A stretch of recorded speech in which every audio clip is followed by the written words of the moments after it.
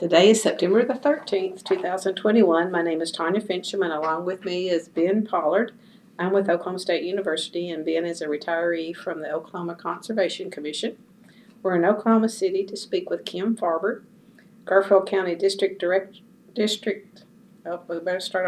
Garfield County Conservation District Director. Yes. Board member of the Oklahoma Conservation Historical Society, 2019 inductee into the Oklahoma Conservation Hall of Fame, and past president of the Oklahoma Association of Conservation Districts, and the first woman to serve in that role. Yes. So good for you.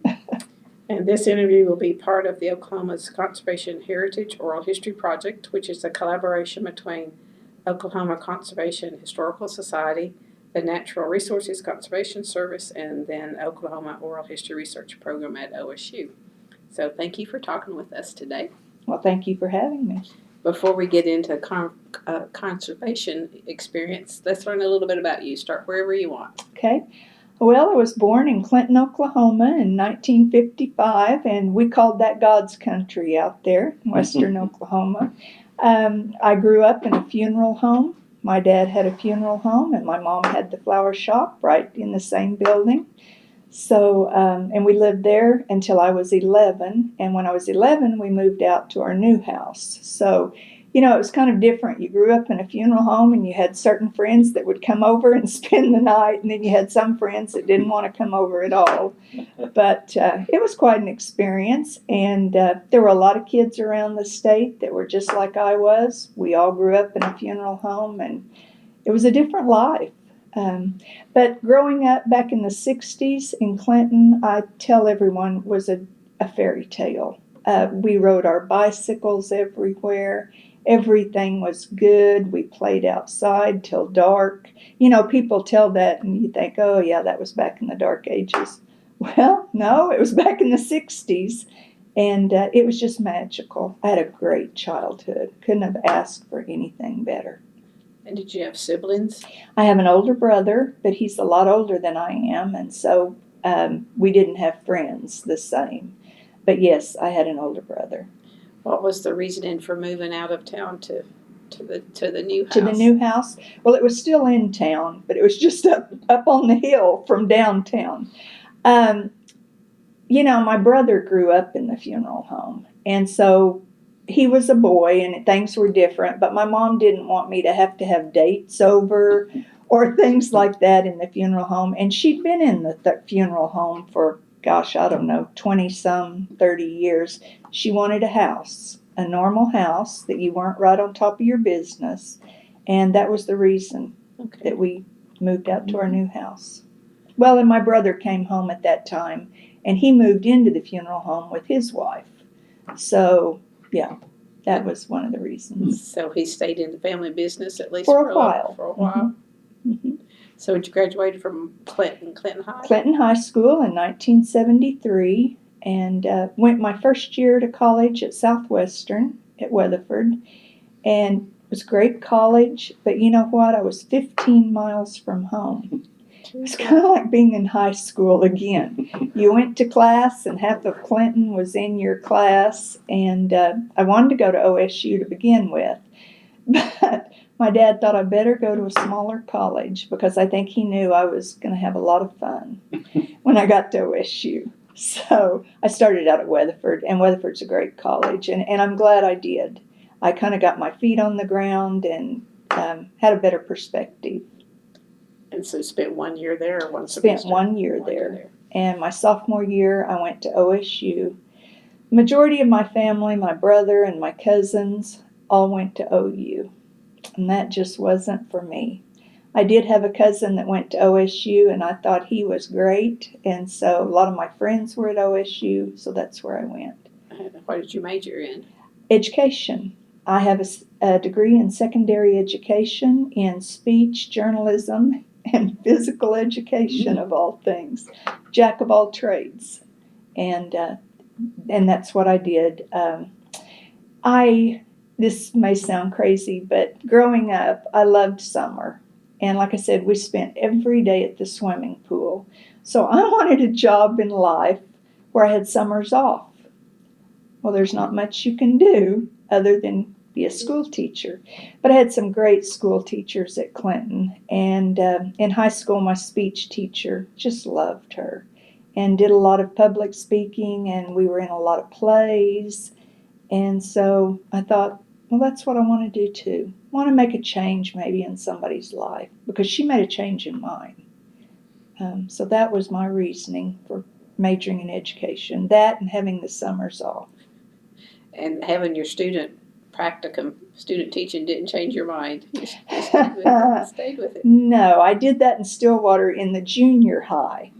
Junior high kids are an all different breed of cat.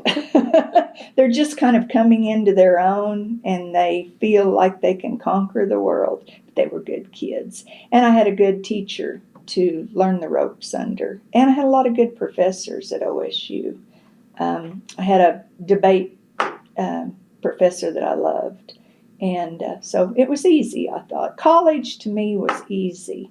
High school was structured, and I do better when things aren't structured, a lot better. And so college, I'm not going to say it was a breeze because I'm no rocket scientist, but college was easier for me, and I thoroughly loved all 4.5 years of it. Okay. So you graduated in 77, December of 77. And by that time I had met my husband, and we had gotten married that last semester of college. And so kind of had a plan. My husband is a 4th generation Oklahoma farmer from Wacomas, Oklahoma. And his plan was always to go back and farm. And that was okay with me, I guess. I married him. My dad had a farm when I was growing up. Okay. And it was more like a hobby farm. And so farming was not in my blood. In fact, I hate to say this, but I went to Stillwater to marry a veterinarian. I thought that'd be a perfect, life. Our veterinarian at Clinton was a young man with a young wife, and she ran the office, and he did the rest of it. And as kids, we would go out there on weekends. They would let us come out and watch. And I thought, well, that'd be great. So between getting my summers off and marrying a veterinarian, but it didn't quite work that way. I married a farmer, and as you know, summer is a big time. So I didn't have summers off. I did teaching school, but then I went home and went right back to work with Brian. So we ended up at Wacomas and farmed. And that was pretty new to me. Even though my dad had had wheat and cattle, it wasn't anything on the scale of what Brian's family did. And they ran stocker cattle and raised wheat and corn and alfalfa. And so we were busy 24/7, year-round. Didn't really get a break. So that was kind of it was a difference for me. I was shell-shocked at first. What would be some of the things that you would do as the wife? Yeah. Well, drive the tractor? No. Now that was not my thing. I didn't like doing any of the farm work, any of the groundwork, but I did help in harvest, and I drove a tractor with a grain cart. And, that's when we unloaded on the go. And so I did that. And but as far as driving the combine, the tractors, the trucks terrified me. They were huge. And I just didn't want to have any part of that. But I did do the grain cart, and then I cooked for the farm hands. And at that time, we would have maybe 4. And then as time went on and we got a little larger, and then we got custom crews. And so then I went ahead and cooked for them also. And Brian would run a tractor. And I think at the last count, maybe I was cooking for 9 or so. And that's 2 meals a day. We lived in this little farmhouse that had window air conditioners. And the minute I got home with my lunch dishes, you had to clean up, and it was about time to start over and head back to the field. And we were pretty strung out at that time. We farmed from one end of Garfield County to the other, and we went into Major County and down to Kingfisher County. And so from one end of Major County over to the end of Garfield County was probably 25 miles or so. And I know we were always at Douglas, Oklahoma on the 4th of July. We were still cutting wheat. It was a lot of work. And then after harvest, of course, you worked the ground because we didn't do no-till. That was really not even in the picture back then. Nobody did any no-tilling in our area. So it was all conventional. And we did that until it was time to get stalker cattle in. And, they planted the wheat so we would have wheat pasture. We had stalker cattle, so then we would turn around and get the stalker cattle in. We had to work all of them, make sure they were healthy to get them out on wheat pasture, because that was one big thing. We didn't want to keep them in the pens. It's always best to get them out on grass or get them out on wheat pasture, get them out of the dirt. And so we did that, and we ran a lot of stalker cattle. And at that point, we only had one hired hand. So it was Brian and his dad and the hired hand. And then in the fall, I went back to school because I was teaching high school at that time out at Pioneer High School, which is right out in the middle of nowhere. And it's 11 miles east of Waukomis. Okay. We took in all the farm kids in that area, and then we took in the southeast side of Enid. It was called Brookside. We took in those kids. So that was a great place to teach, though, because we did have all those farm kids. And back in those days, that was a great time to teach school. Everybody, we had respect for the kids. They had respect for us. And that was a time when you could get on the phone and call somebody's mother. And that was the end of the problem, if you even had a problem. And it was a great time. So then I'd go home from school. And Brian always had something for me to do, run here, run there, or just go with me. And so we did that. And then on weekends, we checked cattle. He checked cattle every day and fed cattle. But on weekends, then I would go with him. And that was back when we did most things on horseback. We had a three-wheeler, but we didn't work cattle or check cattle that way. And so everything was done on horseback. So we always had horses. We always loaded the horses in the trailer and took off somewhere. And, it was a lot of work, but it was also a lot of fun. I enjoyed it. I was still young back then. Didn't know any different. Did you know how to ride a horse before you got married? Yes, So you did I at least did. that. When I was a kid, I had a Shetland pony, Socks. And he was mean. Oh, he was the meanest little thing, and got rid of him. And I didn't have a horse then until probably my freshman year in college.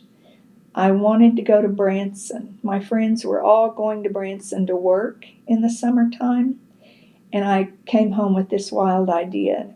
So my dad said, if you'll stay home, I'll buy you a horse. So usually in the summers, I worked at the Clinton swimming pool. I was a lifeguard for like 7 years, all through high school and college. And so he bought me that horse, and I stayed home that summer and every other summer until I got married. And when did you get married? What year? Got married in 1977. So you went to the farm in 77. In 77. But to backtrack a little bit, I had a set of grandparents that were farmers down at Sentinel in Washita County.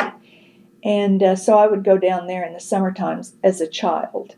And that was great fun. I had a horse there. And now they had old cows and calves. They didn't have stalker cattle. And those cows were, pretty slow. And you could mess with the baby calves. And my grandmother always had a huge, huge garden. So that was a lot of fun. And they had chickens. And my job when I was there was to get the eggs. That was the nastiest, filthiest job. Invariably, I would go to stick my hand in there and they would peck you or fly out in your face, or there would be a snake in the nest. And when Brian and I got married, that's the one thing he wanted was chickens. He had never had chickens. And I said, Brian, I am so sorry, but that is a deal breaker. I'll be gone the first chicken you get.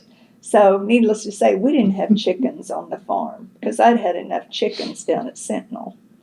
But so really, I wasn't new to the farm, but I was new to a different way of farming because my grandfather was very small operation.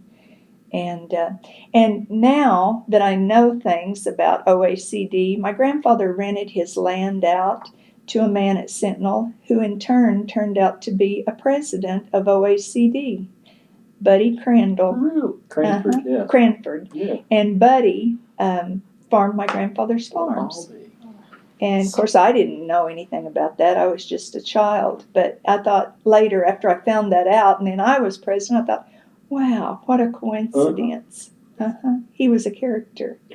But back to farming. I taught school for about 8 years. And then my dad got sick. And I decided if I wanted to spend some quality time with him, I needed to give up teaching school. And so I went back and forth from Clinton a lot. He came and stayed with us a lot. And those 2 years were pretty special. And then after that, my heart wasn't in it. So I didn't go back to teaching. And then I got into conservation just on a whim. A friend of ours was on the conservation board in Garfield County. And one night we were all best friends. We were playing cards. And he said, we need an associate director. Are you interested? Because he knew Brian wasn't. I said, well, I don't know anything about conservation. And he got the strangest look on his face. And at this time, Brian and I had been married probably 30 years or 25. And he said, Kim, you live with a farmer. Don't tell me you don't know anything about conservation. So I said, well, I'll come and I'll see what you all are doing. Well, I had already been judging speech contests for the district. And so I knew the guys on the board and the employees. So I went and sat through a couple of meetings, and it was okay. But I'd have to go home because I didn't want to ask them. I'd go home and say, Brian, what does this mean? Or what does that mean? And he was like, oh, I can't believe they want you on their board. But anyway, they had an opening then, and I got on the board. And I've enjoyed every minute of it since. I think that was in 2004 when I went on the district board. Garfield County. Were you the first female? I was for Garfield County. Yes, I was. But you know what? I don't think that mattered.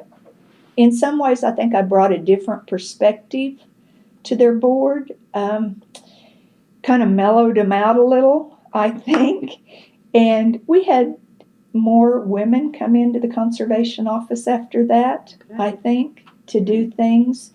Now, we had some women producers that were outstanding, but still their husbands came in and did a lot of the paperwork and things. And I think after that, because I knew a lot of them, then they started coming in. Some of them did their own practices. And I think it brought a different dynamics to the board. And been on that board since 2004. I've seen a lot of changes. Back in the day, we really didn't do no-till. It was just starting, and some of it wasn't good. We weren't having good success with it. The farmers weren't. They were very disgruntled, and we tried to do some programs to help, but it just didn't take off real well. And then we had some that stuck with it, and they used to say if you could stay with it for 7 years. Some of them couldn't because, you have to make a living. Farming is tough unless your wife works somewhere or you've got, a little money, family money on the side. Had a friend that they could do no-till. They've been very successful with it. Kids, grandkids have carried it on. We didn't do no-till. Mainly didn't have the money to last it out, but my father-in-law would have never done that. He was the clean field. If he drove by the field and there was a weed out there, by gosh, we better get out there and get it because it was absorbing all the moisture that was in the ground, and that was a no-no. Now, I will say I loved the smell of working the ground. I loved that smell, but no, we never did no-till. And my husband retired in 2010, and we've rented out all of our land. And that was one thing. He wanted some of the boys to do no-till. And so some of them have and been very successful at it. And I think that's better for the land. We do have one young man that rents from us that is still conventional, but he's good at it and we don't say anything. He makes a good crop. Well, let's back up just a bit. Why did they think Brian wouldn't want to be on the board? I mean, he was too busy. Brian's an only child. And at that time, they were trying to get bigger and buy more land and rent more land. And he didn't have the time. Plus, Brian's a great guy, but he's not a talker. He will be the one in the room that listens. And he really doesn't even like to do that. He likes to get in that tractor, turn his radio on, take his lunchbox with him, and not see anybody till dark 30. That was his thing. He didn't want to be on a board. He didn't want to be on the co-op board. He did that for a little bit and didn't want to do that. He doesn't like confrontation.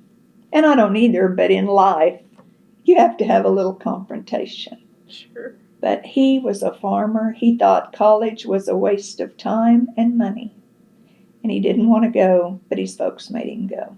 Say, how did you meet if he didn't go? We met in college, yes. Mm-hmm. And that was it. And he has lifelong friends today that are from his fraternity house and college. And he has an Aggie Con degree. And he might tell you that didn't help him a bit, but it did. Because I remember we had some field days where some of his professors and doctors from OSU came out. And they brought a group out from, and that's been so long ago, China, maybe. They had a delegation that came over to OSU to look at the ag department, and they called Brian and said, would you like to show them your operation? And I said yes. And so it was great. It was great. So by operation, what's the main thing that the farm did? Was it cattle? And you said cattle and wheat. Cattle and wheat. We had wheat in case the cattle crop, in case prices bottomed out, and we had cattle to save us in case the crop was destroyed and you didn't get enough insurance on it. Hopefully, back in those days, that was the thought. One balanced out the other. Okay. But they were both big. At one time, Brian and I, and his dad was older at that time, but we were running 2,000 stock head, the 2.5 of us, because Brian's dad just did a lot of pickup time, window time. But that was tough. And at that time, Brian broke his leg. Calf got him down, or she tried to ride the four-wheeler with him and broke his leg. So here I was trying to take care of cattle, and that was in the fall when you would get cattle from up north. We got them from Wyoming, and they would come in. It was 10 degrees in Wyoming, and when they hit Oklahoma, they had hair this long, and it might be 85 degrees here. And so we were trying to get them straightened out to get on wheat pasture. Brian had not sowed all of the wheat yet. We had some wonderful neighbors and friends that came in and helped me.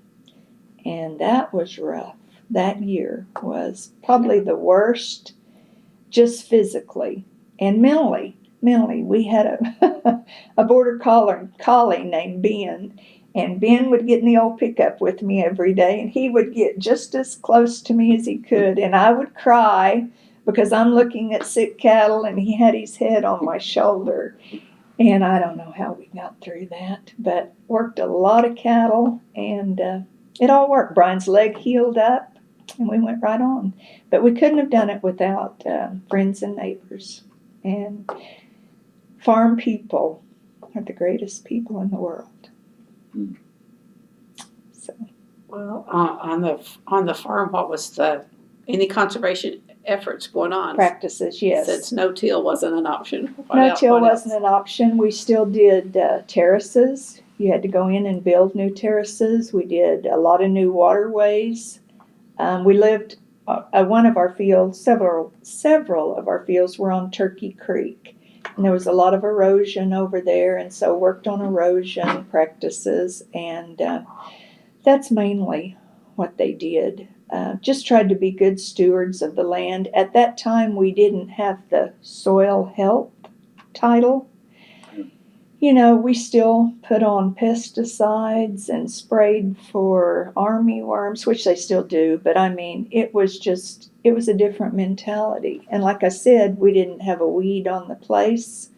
You just planted your wheat, and that was your crop, and it was just a whole different mentality. So that was a lot of the practices. Had some tree rows on places to buffer as buffers, and that's what we did back in those days.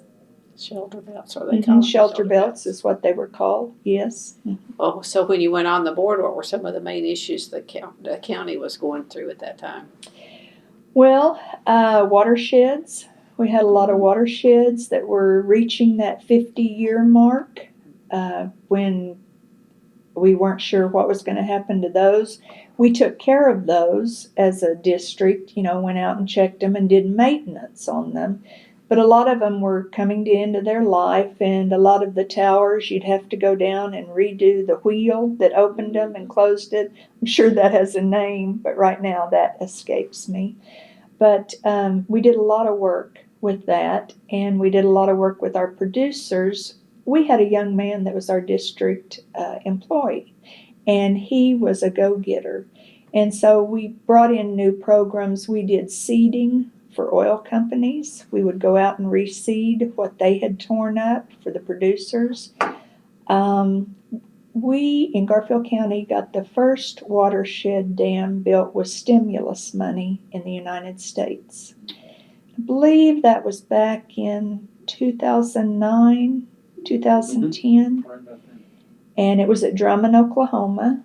And they built that and finished it. And we had the chief of NRCS at that time, Dave White, came out from Washington, D.C.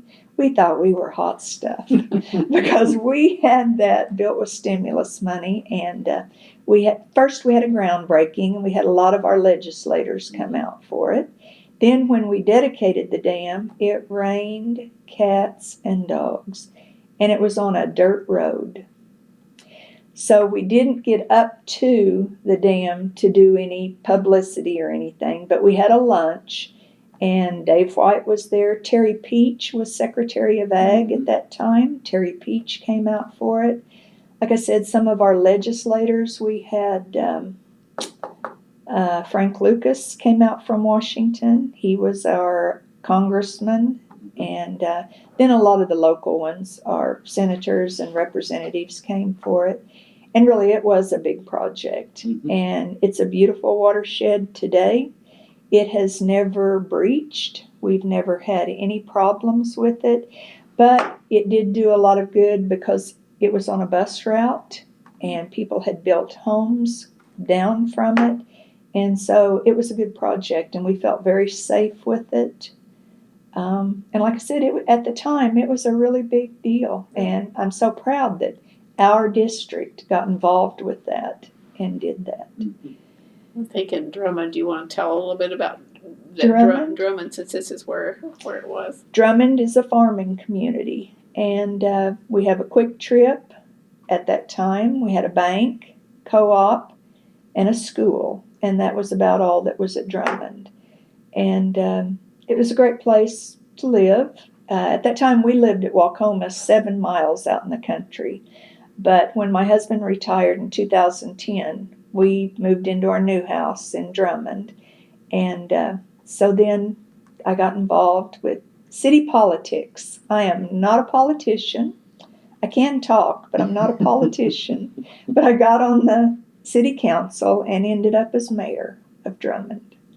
And that was kind of, just fell in my lap because I was the last one on the board. So I got to be the mayor, and that was an eye-opener. And we did some projects then. We had for a better word, poopy pond, like every town has, and it had its problems. And we had to go in and rebuild that. and do a lot of work, and we had to work with the EPA on that because, like I said, it had some problems, and we had to redo that. But Drummond is a farming community, and so that's mainly what everybody at Drummond did, was farm. And like I said, it was a great little town. It still is. It's smaller now, but we had a post office at that time. We still do, but it's only open a couple of hours a day now. And our co-op's not doing very well. A lot of the farmers now take their grain to Enid, and because they can get more money that way.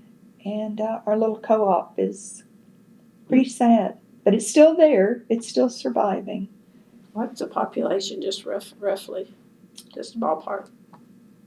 800, So maybe. It's a bedroom community. Less than 1,000. If you don't farm, the majority works in Enid. Okay. And it's a wonderful school district, and we have a lot of kids from Enid come to Drummond. So that helps our school district. But the majority of the people either farm or work in Enid. And a lot of the farmers work in Enid half a day and then farm half a day. So, but it's a great little town.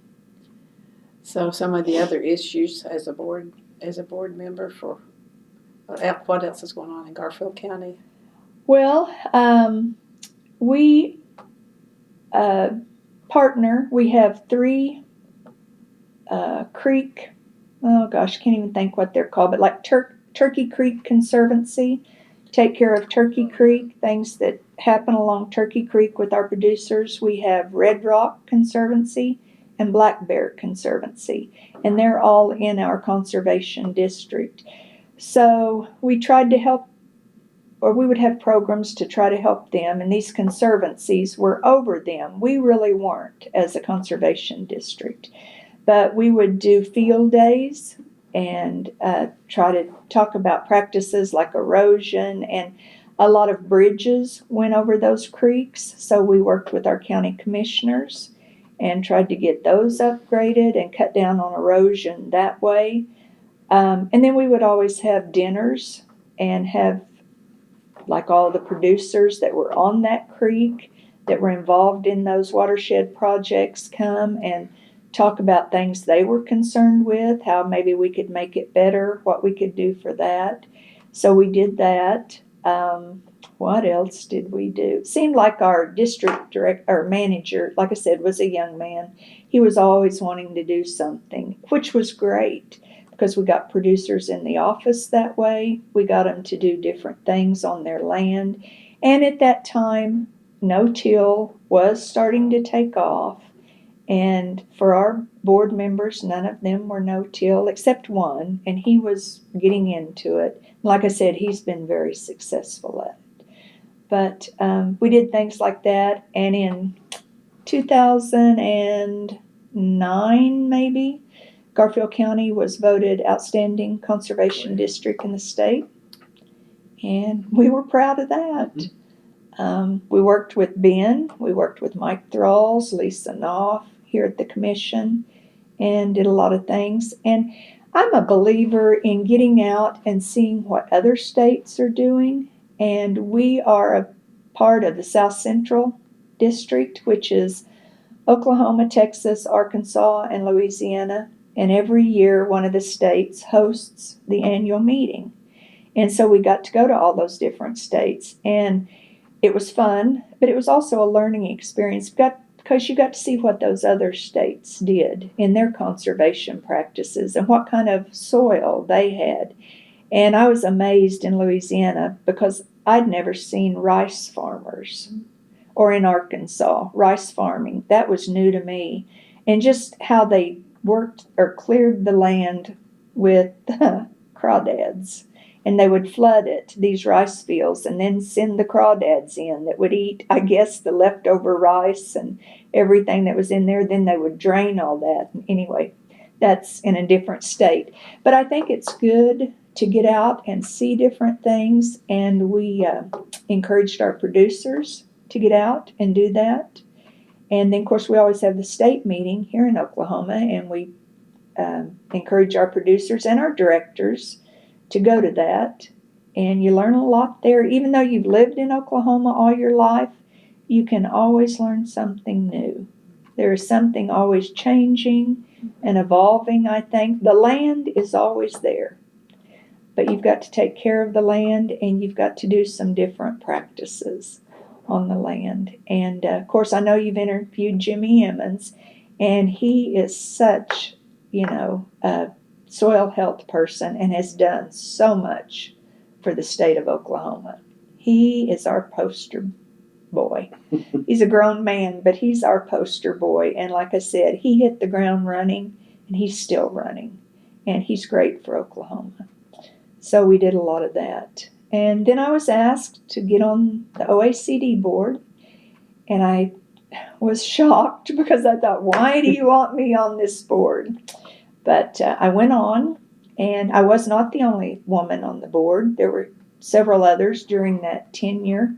Alveda Taylor from out in Custer County was a great board member. Bertha Miller, she wasn't on the OACD board, but she came to a lot of our meetings and things. But Alveda was a great member, and Scotty Harriman was president the year I came on. Scotty's outstanding. He is a great person, and I learned a lot from Scotty in those 2 years that he was president. We had some older gentlemen on our board, Wayne Spees from down at Apache, and I sat by Wayne at a lot of board meetings, and I'd say, Wayne, what are they talking about? And Wayne was great. He was such a teacher. He taught me a lot. Enjoyed that. And if I go to mentioning names, I'm going to forget somebody because that board every couple of years turned over.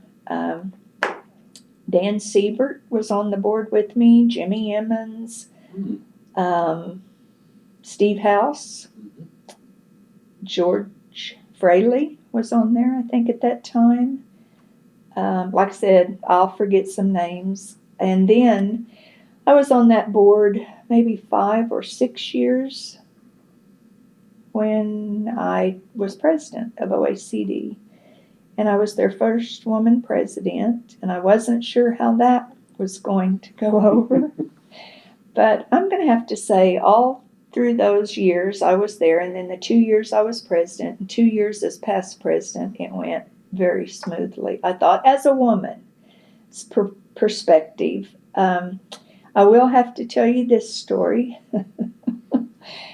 The day that they put me up for president and voted on it, there were 2 older gentlemen a couple of rows behind me, and apparently they didn't know who I was, and apparently they didn't realize how loud they talked. Because when my name came up and they voted on it, and then I was president, this one gentleman said to the other one, "Why, she's a woman." And then the other one immediately said, "Hell's gonna freeze over." Well, I got a kick out of that. And then I'm going to tell you, hell did freeze over, because the first year at the state meeting, we had the worst ice storm you can imagine. That was in 2014. And a lot of us went in on Saturday night to get ready for it, and we're already in the hotel. Well, Sunday morning, you couldn't get to the hotel. The employees didn't show up at the hotel, so we didn't have anything, like food that we were supposed to have. But the people that came in for the meeting the night before were the only ones there, because our producers and directors could not get to Oklahoma City. So that was quite an experience. So the banquet that night, I think you were probably there. There were probably 22 of us there for a banquet that usually has several hundred. So we had our little banquet, our little table about like this. And that was an experience. So, you leave that and you think, next year will be better. We had the biggest snowstorm in 2015 that you've ever seen. Now, a lot of them put bales of hay on the back of their pickups, and I did, and came right on to the meeting because snow was better than ice. Mm-hmm. But a lot of the producers and directors didn't come because they were home feeding cattle. Had a lot of cattle to feed, and so I'm going to tell you, hell froze over for 2 years in a row. The year I came out as president and the new president came in that next year, the sun came out. It was a beautiful day. It was even too warm for February. So that was my claim to fame. I don't know if that was a claim to fame, but you can't do anything if you don't have a lot of good board members. And how many members are there at any given time? Oh, there are 5 directors, a president, a past president, and I'm probably leaving somebody out. 3 vice presidents, yes, that are from the districts. Close to a dozen then. Close to a dozen. And then we had 2 employees at that time. We had an executive director, and we had a grant writer. Sarah Blaney came on as our grant writer. She was great. And those 2 years in there was a time when we were having money issues. Everyone was. It just wasn't us. The commission was having problems or could foresee problems down the road. And so we were trying to do some programs that brought some money in to help us out. That's when we partnered up with the Noble Foundation. And they came in with some great ideas and some money to help us do some projects. And that's when soil health, just the idea of it, was starting to come about. We partnered up with the Kirkpatrick Foundation, and they did some projects with us. There were other companies. We partnered with Western Electric on a carbon initiative that it worked some. It was good. They were good partners. We had a lot of good partners, and that's what got us over the hump, I think, in those 2 years. But there were some tough times during those 2 years. We were trying to think of things that were conservation minded that would help our producers, but yet that would bring some money in to help with some of those ideas. And so that's kind of when we started partnering with all those agencies. And now there are a lot more of them. Green Cover, I think, partners with them now. But it was a great 2 years.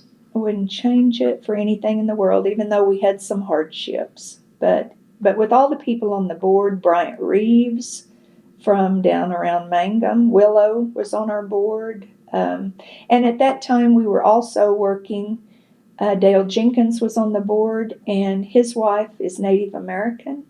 And so there was a group, the Muskogee Creeks, that wanted to start their own conservation district, a Native American district. And so she got us in with them, and we met with their chief at the time, Ed Mouse, and we did some projects with them, and they were a great group of people to work with. In fact, one year we hosted the South Central region meeting in Tulsa, and they helped us out with that, with the big tour buses. They brought in these beautiful tour buses, and we toured around Tulsa and that county. I believe Tulsa's Tulsa County, and went to some streams and some fields, and even went down, the big waterway. Thinking of Robert. The Kerr, yes. navigation. Yes, we went on a barge. George Fraley was very instrumental in that, getting us on a barge to go down there and see, the wheat barges and things, how that worked. And that turned out to be a good partnership, and they're still going today. Mm-hmm. So that was pretty much what I did on the OHCD board, other than had a lot of fun, met a lot of wonderful people. Got to see a lot of different things in our own state that I wasn't familiar with. I didn't know we had mining in Oklahoma. Got to see some mining practices and some lumber practices. Mm-hmm. I knew we had forests, but really didn't know the ins and outs, and got to see a lot of that. That was different for me anyway. Like I said, had a really nice time and learned a lot. Even though being on a county conservation district, a state conservation board was different. a lot of different things. And we watched our money a lot more back then also, which I'm sure they still do today. But that was new to me, was trying to make it all come together. And like I said, couldn't have done it without Sarah Blaney and her expertise, and then all the board members that brought something. Each one was unique and brought something different to the board. What do you think? What unique did you bring to it? I'm not sure. I think just being a woman brought something different. That's a good answer. Like I said, I was their first one, and they haven't had one since. I'm sure they will, but haven't had one since. So did the membership at large elect you, or was it just the board that elected you? It was the membership at large. Mm-hmm. That's how it was. Your name was, you had to be a vice president on the board. And those three people, then they would choose one to run for president. And they had to okay it. The board members had to okay it all. What did we have, 400 back then? Okay. They weren't all there, but we had 400 board members, somewhere around there. Mm-hmm. Because back in, and when I was president, also, this wasn't a real great time because we were having to consolidate some of our districts. That was tough. They didn't want to consolidate some of them. You know, you'd get two that bordered each other, and you know how that is. That's like trying to put two football teams together from rival towns. It doesn't work. And trying to put board members, because you couldn't take all of the board members from each county, you'd have to consolidate that, and a lot of hard feelings, But it was best for the state financially. And a lot of those little districts, I hate to say they weren't, because you don't do it to make money. I mean, but they couldn't even keep their offices going. It was to that point, some of the smaller ones. So we were trying to do some consolidations when I was president, and that was not popular at all. And so, you know, we relied on the commission. They were doing it. We relied on the commission so much to take the heat for me. But I did come up against some that, why are you doing that to us? And, you know, we'd try to sit down and talk to those people, and it was a hard time. So, as I said, it was a great time. We did come up against some difficulty and some things that weren't pleasant. But we got through it, and it was great. You'll go home at night and say, why did I say yes? Exactly. Exactly. And a lot of those people were my friends and neighbors. Yeah. And they took it personally. You're president. Why can't you help us? That's what you're in there for. And, you know, that's what I was in there for. I was their voice. And it, like I said, it was tough. It was a real hard time. But we got through it. And I think we learned from it. And I think we grew from it as an organization. And I think it has just gotten better every year. Every president and new board that has come in has just taken that association one step higher. And I think that's great. I think it's a wonderful organization. I think I was reading that during your time, too, that Oklahoma got recognized for taking more streams off of the 303D list. The EPA, Yes, they were 303D list. Mm-hmm. We got several streams off at that time, and that was worked with Shannon Phillips on those projects. And yes, we did. That's claim to fame for Oklahoma, mm-hmm. to get those off and have clear water, clean water, and the Blue Thumb. We worked with that project also. Cheryl Cheadle was head of that at that time, and worked closely with her on a lot of things. Tried to get our FFA kids involved in cleaning up some of our local streams, and 4-H kids. And so we tried to do that to help out. And, you know, got to have clean water. You've got to have water. It's nice to have clean water. And so, yeah, we did do that. I'd forgotten about that, but worked with a lot of good people on that project. And they're still doing that. I mean, that will be ongoing till the end of time. Do you want to discuss any failures? No. Or were there any? Oh, we had one failure, but no, I don't want to talk about it. Fair But enough. There's always something. My failures were the weather. The weather just did not cooperate with me as being president. Well, did cover crops, was that just coming in at that time As too? I was going out, cover crops were coming in. And like I said, that a lot of people were doing that, but that was Jimmy Yemen's baby. And he was the one, he was doing that practice. And then he became president 2 years after I did. Steve House came in after I went out and served 2 years. Then Jimmy came in. And that's when the soil health project really hit the ground. And Jimmy was very instrumental in that because he was the guinea pig. He did it on his land. And it was a success. Now, I say it was success. It was. He had some that didn't work just right at first, but then it took off. And Jimmy had the time to give to it, and his whole heart is in soil health. Mm-hmm. And that makes the difference. Mm-hmm. If you're just out there doing it because, maybe I'll try something new, you've got to believe in it. And Jimmy believed in it, and he still does. Yep.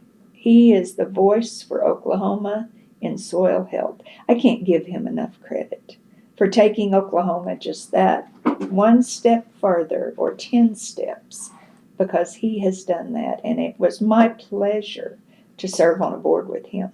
Yeah. He was great. You take some of that knowledge earned back to your district afterwards too. Mm-hmm. Yes. And we have some now that do cover crops and the no-till, and they've been successful at it. We've had some that did not. They weren't successful. They tried it and just couldn't make it go. So they went back to conventional farming, which I can't say it's bad. I don't care for it. I would rather do the new practices and take better care of the land, because we're not going to get any new. This is all there is. But they raise good crops on it. So to each his own. It's kind of like, this interview is during the COVID. And it's kind of like, do you take your shot or do you not take your shot?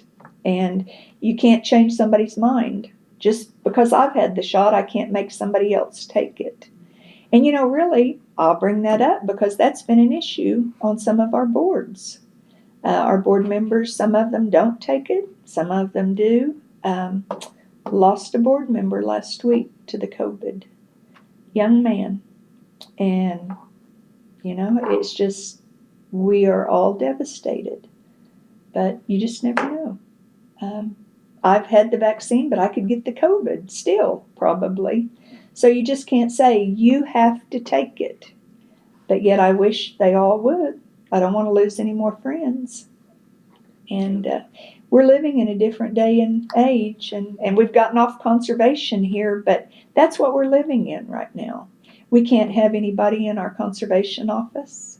We have to meet them out in the parking lot, because you can only have, we're in an office with NRCS. So it's federal. And we can have one NRCS employee in there. And if our secretary wants to come in, he has to go out. And she can come in and do her business. But right now, for the last year and a half, she's worked from home. And we do have a district manager that he comes in and out because our district rents out equipment. And so he is doing that. But we can't have board meetings in the building. We've been meeting out in the parking lot. And when it's wintertime, it's a little chilly out there in the parking lot. We have done a lot of conference calls. And right now we're meeting in a restaurant in Enid. And we've done that for probably the last 5 months. We've met there. They did tell us we could get back as a group and meet there. Yeah. You have to Zoom.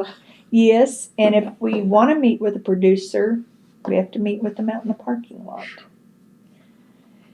And it's been a hassle, but that's just the life we live. And I thought of something that we did in Garfield County that I was going to mention, and I forgot it.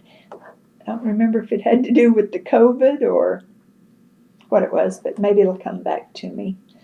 But it's just a different day and age, and I don't know where it'll all end up. When you say does the board, all members of the board stand out in the parking lot to meet? We do. You have a shade tree? Under a shade tree when it's hot, and when it was cold, we pulled our vehicles up and tried to block the wind off and sat out there and had our donut and had our meeting. And that was the only way we could do it. And we had several employees from NRCS that came to the meeting and then the next day tested positive for COVID. So it's just been up and down, everything we've tried to do. And we had a field day scheduled, first field day that we've done anything in over a year, and we had to cancel that last week because of our board member that passed away. And Hart just wasn't in it, and none of our board members were, but I will say that one of the farms we were going to, the next day after we would have had that field day, he tested positive for the COVID. So I'm glad we didn't bring everybody out from Stillwater. We had some professors that were going to bring some students out for that. We had people from OCC coming out. The very next day, he called to tell us all that he was positive. So I don't know how safe it is to get together anymore. We try to distance. We wear our masks. I'm back to wearing my mask everywhere here in Oklahoma City, to the grocery store, everywhere. And it's just how we're going to have to live for a while, I think. And I don't know what that's going to do about getting together with all of our producers. Right now, the area meetings are still on for October and November. But, that's coming up pretty quickly, and the COVID numbers are still going up. I don't know if we'll have our area meetings. I'm sure we'll have something virtual, but I don't know that we're all going to be able to get together again. Well, during this time, what would be some of the primary issues that they're trying to contact you for, the producers? Anything that's different out of the ordinary? Mainly, I know what I wanted to tell you, but yes, this is it. Mainly, we rent out equipment to our producers, and we have a program that we partner with the Oklahoma Farm Bureau in Enid, and they have bought a portable corral, a scraper, a hay trailer, and they have given it to us. They pay for it. They pay for the insurance on it. We keep up the maintenance on it, and we rent that out to our producers. And so that has been a big help. And it's helped our producers. They can come in and we rent it out for a certain price. We split that price every 6 months with Farm Bureau. And just in the last couple of months, we have bought our own hay trailer. And so we contacted Farm Bureau and we said, we have our own hay trailer now. How about we give you half of the proceeds from that? Because you have been so good to us. And so that's what we're going to do. So we will have 2 hay trailers now to rent out. And that's mainly what we've done. Now, we've had some producers, yes, we've worked with still, that come in to buy seed. We sell some seed. And we don't plant anymore. We got rid of our tractor. So we don't, and drill, we don't plant anymore. We do have a drill that we rent out. But I'm telling you, it's just kind of been dead in the water. Even though farmers have had to go on with their lives, the conservation office has just kind of been sitting there. We haven't done a lot. We haven't been able to go out and meet with them or do anything. Right before the COVID, we had a big meeting, and we served dinner and got a lot of producers in. Hanover, the pig farm, is big in Garfield County, and they came out and did a program. It was more on animals, of course, but it was for our producers to talk about the diseases and everything in the pigs and how that works and how they get rid of the waste and everything. That was more on the animal side of farming, but still, we did it for our producers, and we had a big turnout. We had a great evening for that. That's the last thing we've done, and that was right before COVID. So I don't know that we're doing, that much to help our producers other than talk to them on the phone and do things like that. But as far as getting together with them, now they do have to come in, some of the new producers, and sign contracts and things, more with NRCS, CRP, and all of that. But we really haven't done much, and I hate it. Just hate it. I hate not seeing those people and encouraging them to do things. But face to face, we haven't seen them. Do you all do the feral hog cages or whatever, or traps or whatever you want to call them? Traps, Yes I and guess. no. We have one, and we haven't had anybody that has wanted to use it. OCC came out with a program several years ago that if you would come to this meeting at the Capitol about the feral hogs and things, they would give you the big door, the metal door, to do the hog traps, and then we did the pens. Well, we did that.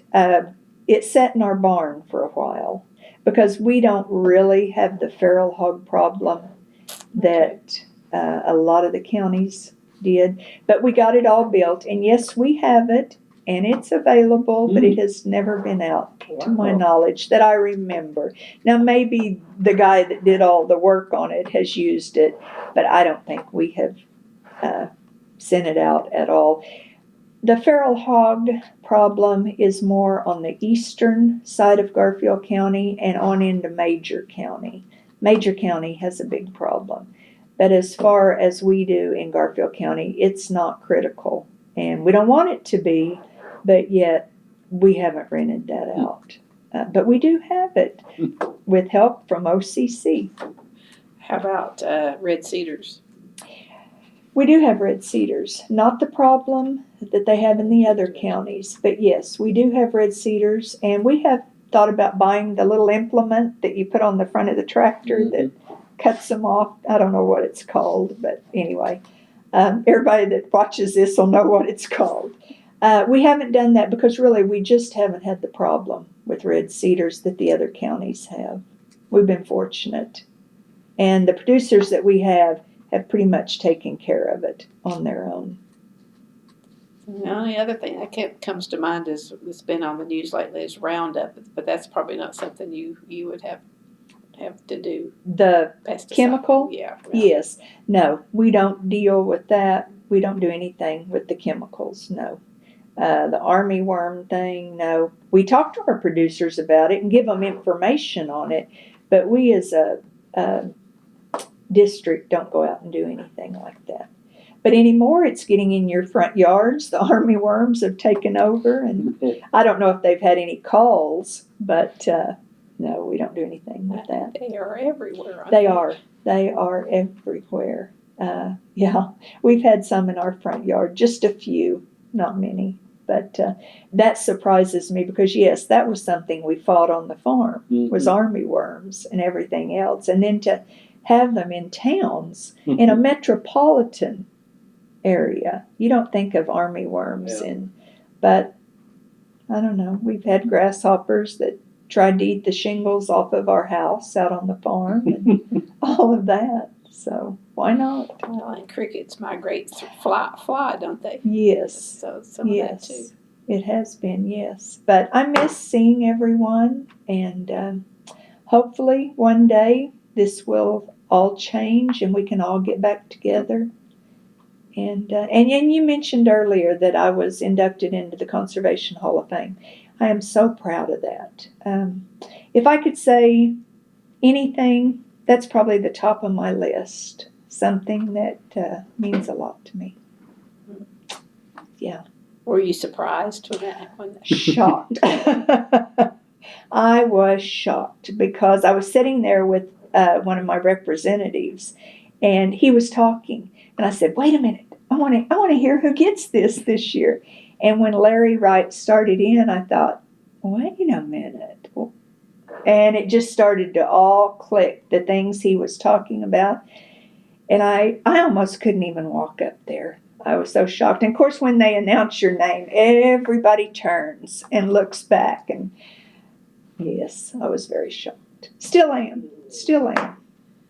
All of the things he was listing, have we covered a good chunk of them? We have. Or We've done good. were there some other ones? I think we've covered just about everything. Yeah. Yeah. And then your all's farm is now a centennial farm, Yes, it is. just fairly recently. Yes, because for years, here you go back to Brian, all he wanted to do was farm. I said, Brian, we qualify for centennial. I don't want to mess with it, he said. I don't want to mess with it. I was like, we could do this. Some of the neighbors were doing this. He didn't want to mess with it, so we let it go. And yes, in the last 2 years, one of the young men that lives in our farmhouse, he said, don't you qualify? And yes, years ago we qualified. He said, do you mind if I look into that? I said, no, not at all. So yes, we are centennial now. We have the big sign. We have a plaque in Brian's office that he's very proud of, that he didn't do anything to get. But yes, I am proud of that. And plus, Carl Jett was president of OCC that year. Mm. And Blaine Arthur, of course, Secretary of Agriculture. I've worked with her, and they both signed it. Oh, cool. And Kevin Stitt signed it as our governor. Now, I've never worked with him, but I was glad that those had signed it, the people that I had worked with. So I'm proud of that. And the farm is in, It's in the Waukomis, Drummond, Ames area. to learn how to say that. Waukomis. That's an Like you're Indian gonna walk name. home, walk home. That's exactly where it came from. The story I got, there was an Indian man in Waukomis, and someone was going to give him a ride on a horse, probably, because there were no cars back then. And I walk homeless. Waukomis. Okay, I'll be able Now, to. somebody may dispute that, but that's my story, and I'm sticking to it. And how big of a town is that? Waukomis is probably 1,200, maybe. A little bit bigger. A little than bit Drummond. bigger. They have a fire station in Waukomis, and they have a beautiful downtown now, thanks to an alumni of Waukomis, Mo Anderson, who grew up in Waukomis, and she started Keller Williams company, and Mo has done a lot of things for Waukomis. She has practically rebuilt downtown Waukomis. So if you ever get a chance, come to Waukomis. Does it have a grain elevator? Yes, it does. Has a grain elevator, school, bank, and Waukomis we have a restaurant now and a little chapel if you want to do an event there. And then just lately, I don't know if you all saw in the Oklahoma City paper, Buffalo Point, I believe it's called. They built a huge big home and have turned it into like an event center, a bed and breakfast. And that's Waukomis's claim to fame. Wow. Is Mo Anderson. She's done a lot for Waukomis. And then not too far from there, if I remember correctly, is Dr. Pollard. Mm-hmm. Barry Pollard has his cattle operation there, and of course he's over all of P&K, John Deere. But yes, he raises purebred cattle, and they're just getting ready to have one of their big sales. And I think he's been recognized for something in conservation. Well, he was recognized at OSU. He just recently was recognized as outstanding alumni, maybe, something like that. I'm not sure. I've got 2020 Agriculture Hall of Fame. Hall of Fame, that was it. That Okay. was the governor's thing. Yeah. So that speaks highly of your area too. It is. And Barry does a lot of farming practices. He raises wheat and then does his cattle operation, and his wife Roxanne is involved. And then I was reading something about a prairie project with goats. Do you have any idea about what that is? Not involved with that. It was something to do with Garfield. Maybe I saw it on the Facebook page, so it may not have been directly Garfield County. As far as I know, Garfield County hasn't helped with anything with goats. Well, they had attached a GoPro to a goat's head to show how it was doing, eating invasive plants and things like that, helping with some of those efforts. Well, now I know Jimmy Emmons did that with a cow. They put a camera on her and went through the cover crops and what she would eat and what she wouldn't eat. But I didn't know that about the goats. Goats are pretty popular though in FFA now. The FFA kids and 4-H kids are doing a lot of goat projects in Garfield County. And of course in our district we still do the speech and poster and essay contests. And it's kind of fallen off. Of course, we haven't had it for the last 2 years, but it had fallen off a little. But it was still pretty popular. And the range where they go out and do. The land judging, we need to talk about that. I've been involved with that. I was asked to help with that, and that is a huge, big event for Oklahoma. Something we're all proud about. That is the only one in the nation. The big one where they come in, the National Land and Range Judging Contest. They come in from every state. They came from Hawaii and Guam. I believe one year we had a group from Guam. And that is a lot of fun. And I've emceed the banquet for the last 5 or 6 years. And I'm telling you, when you walk out on that stage and you look out at I still call it the National Cowboy Hall of Fame, and just see all those FFA jackets. It's just a sea of blue. Mm-hmm. It just makes the hair stand up in your arms. And those are great, great young kids. Yep. And they're going somewhere in life. I'm here to tell you. They've got a plan. And that is a wonderful thing that we sponsor from Oklahoma. And Don Bartolina has been in charge of it for I don't know how many years. He just retired this year. He'll still be around to help with it. Larry Wright is going to take over as head of it. And Larry is the past president from OACD this year. We have a new president. And so hopefully we'll get to have the National Land and Range Judging Contest. We've missed the last 2 years. And does it move around the state? I mean, has it been in Garfield County? No. It's usually in one general area? It's always here in Oklahoma City. Now, they go out to the outlying areas. We have done the actual judging of the land where they build or dig the big pits. We've done it at El Reno. We've done it down by Apache. Where else have we done it? Around in that area mainly, because when you have 1,000 cars that you're trying to get out of a hotel area and get them to that site, it takes a good hour or more to get to that site, to get those kids set up and do that. And that's something to see too. We usually have 6 to 8 to 10 motorcycle policemen from Oklahoma City that lead us out, and they block off streets and roads, and they have even blocked off lanes on I-40 to get us all up on I-40 at one time, because it's a secret where you're going, because no one's supposed to know where you're going, so they don't go out there in advance. Yep. And so trying to keep all those cars, it's amazing. It's just amazing. It takes a lot of teamwork to get that. And NRCS is big with letting their employees help with that and sponsor it. And OCC works with it. We work with it. With some of the districts are involved with it. Like I said, I've been involved with it the last probably 15 years, maybe 14, 15. Even when I was just a board member for Garfield County, I was involved with it.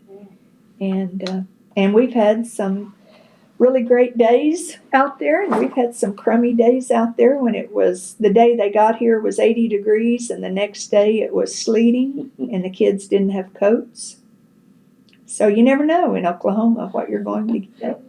But it works out. And American Farmers and Ranchers were big helpers with that also, and they still are sponsors. But that's amazing to see that when you just see all those kids at the banquet. It's great. Maybe the future of conservation is in good hands. I hope so. I sure hope so, because there aren't many kids coming back to farm anymore. I think it's sad, but farming isn't what it used to be, really. We have a lot of corporate farms, and There's pros and cons on that. I'm not exactly for it, but to each his own. Comes down more to the economics of that than what's good for the It does. soil, I guess. It does. And now we haven't had anyone come into the conservation office yet, but we've got a lot of marijuana farms.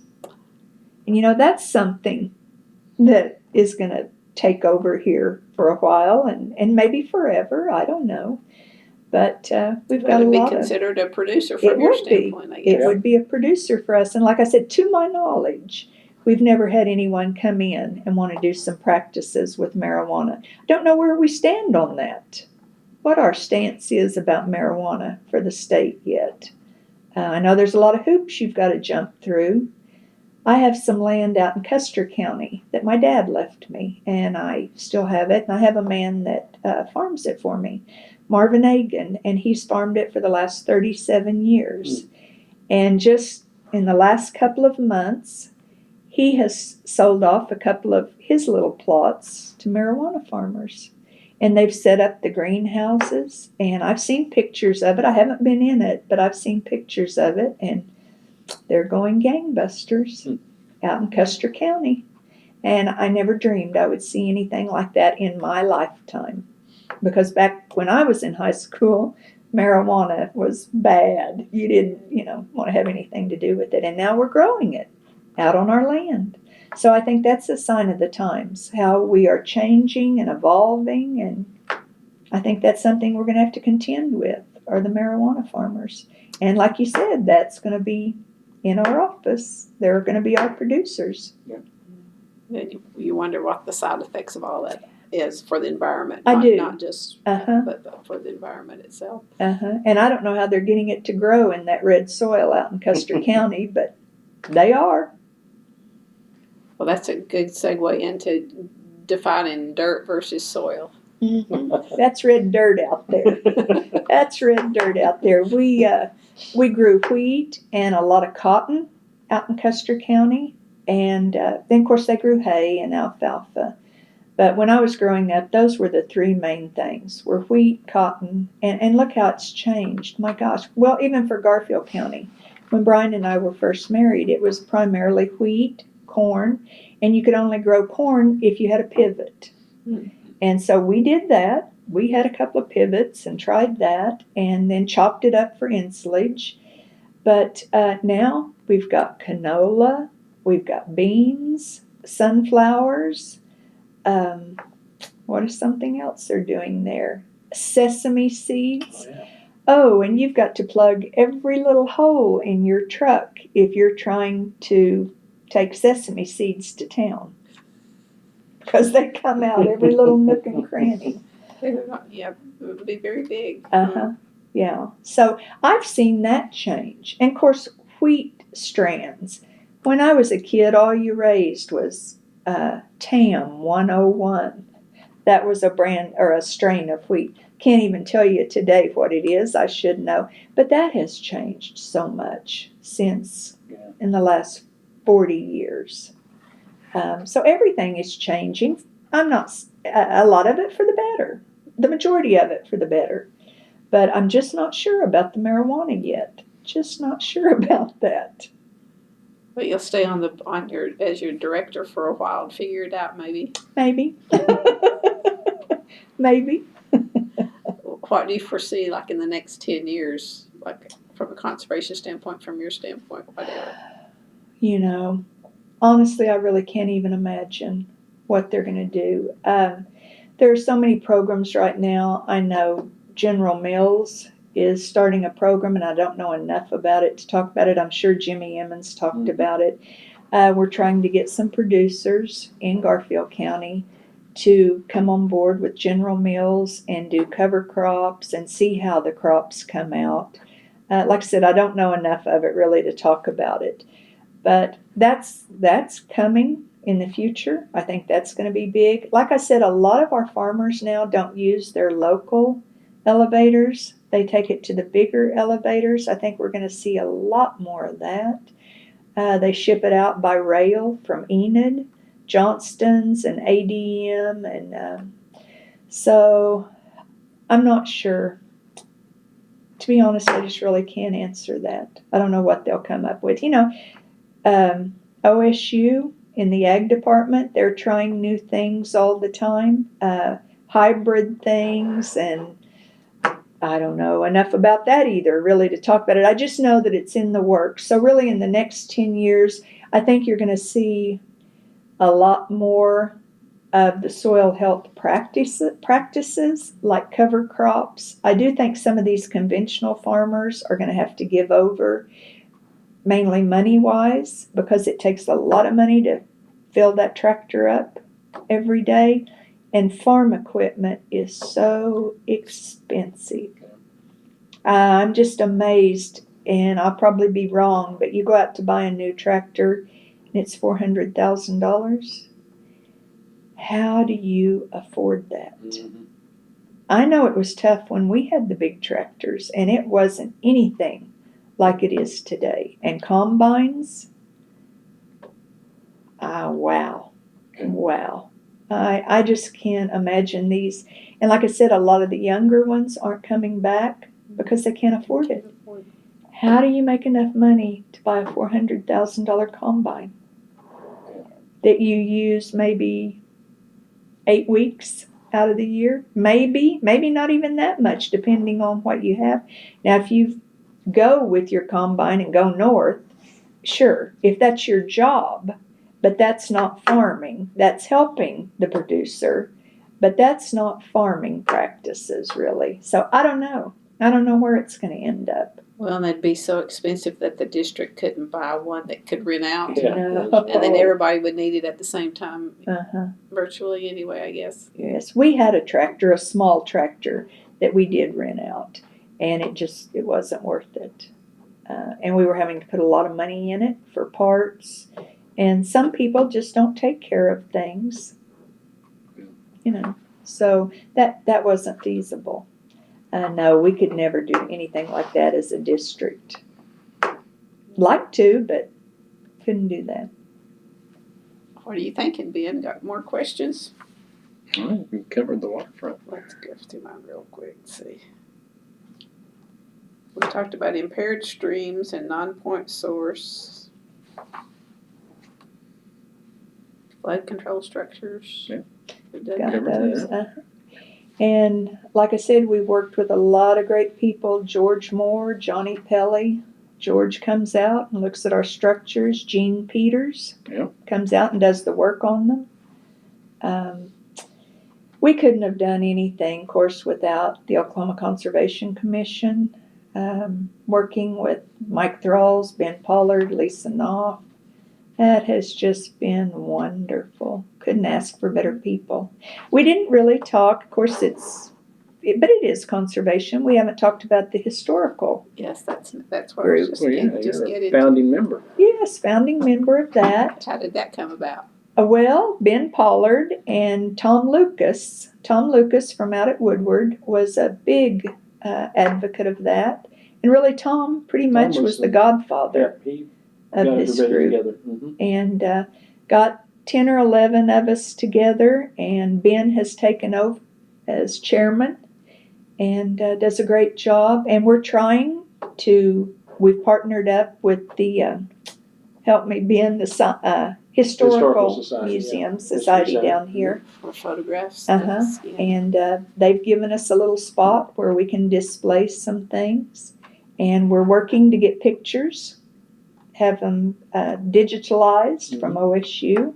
And that's been great working with them. And a lot of good people on that board. There's a lot of retired people on that board, which they're the ones that know about the things from the past. But hopefully we'll gain some more momentum and have our own museum one day. That's the goal. I was trying to think back, when did it actually start? Like if you had a...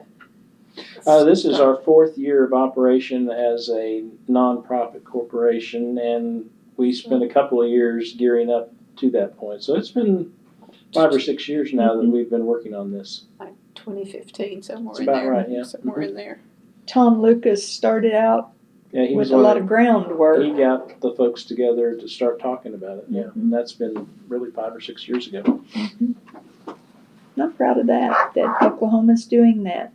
hopefully we'll have people that'll want to see that, what we did. Back when I was on the OACD board, I came in just as the Dust Bowl project had really hit the ground.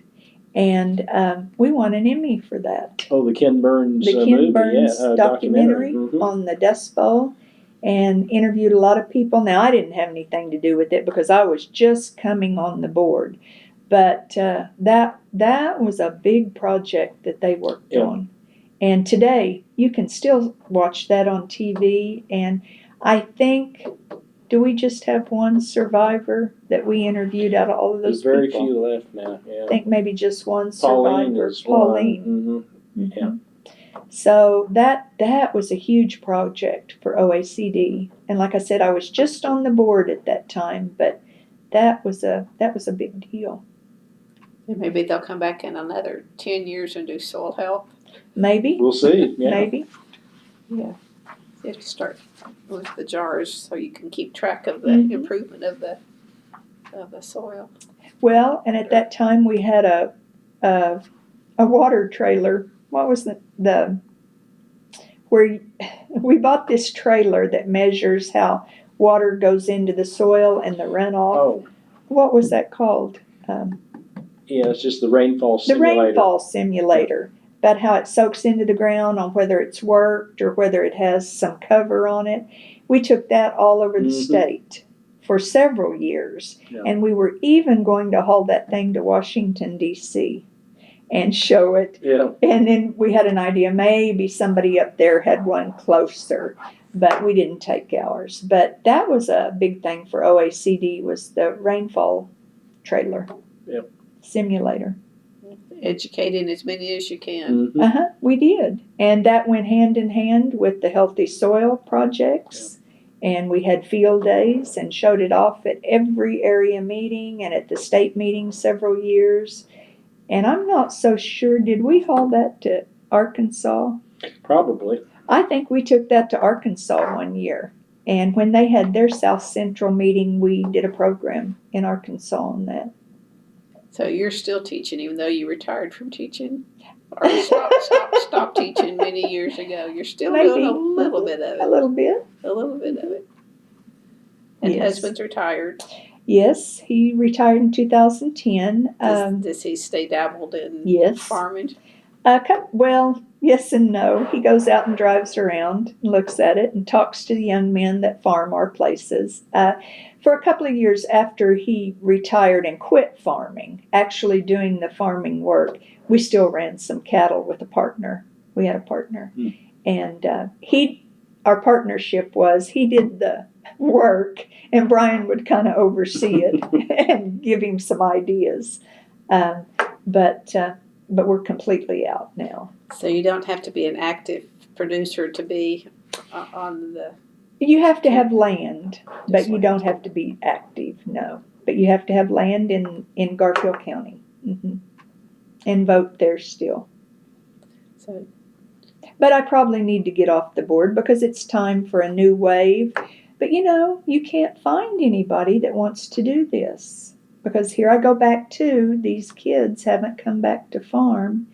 And at one time, there are 5 of us on that board, and only 2 of us were full-time farmers. The other 3 had day jobs and farmed when they got home at night. And just in the last several years, we were down to 4 full-time farmers and 1 that, well, of course I wasn't full-time, but 1 that still had a day job. But it's hard to find people that want to do that, to take the time to do it. And so, I don't know. As long as you're still passionate, you hang in there. I'm still passionate, but it may be time for a younger generation to come on. Some of those blue coats need to step up. Huh? They do. They do. They really do. Well, anything else, Ben? No. Oh. Nicely done. I will finish by saying, how do you want to be remembered? How do you want people to remember Kim? Oh, my. That I tried to be fair and do everything I could to help our producers and to be a fair person, to be a good person. Now you make me cry. No, and I'm thinking, and hell did not freeze over. And hell did not freeze over. We got through those 2 years, but it was lean. All right, well, thank you for sharing Thanks, with Kim. us. Well, thank you for having me. I've enjoyed it.